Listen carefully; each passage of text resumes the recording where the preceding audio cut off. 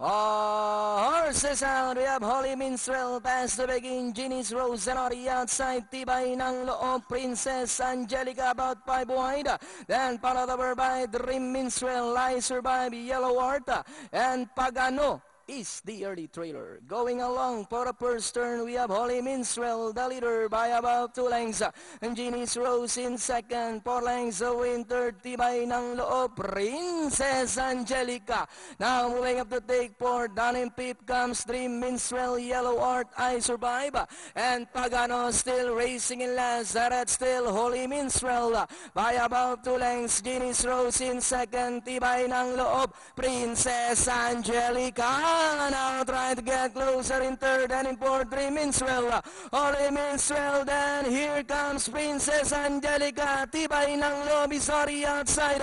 Ginny's Rose, and it's still Holy Minstrel. Tibay ng Loob, Princess Angelica is already inside.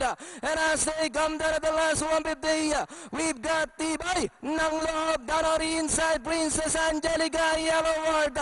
Tibay ng Loob, Princess Angelica, Yellow Ward is already outside. Yellow Heart, Tibay ng Loob, Princess Angelica, Tibay ng Loob, Yellow Heart is already outside, Yellow Heart, Tibay ng Loob, and finally, it's a close finish, Tibay ng Loob, Yellow Heart, then comes Ginny's Rose, Princess Angelica.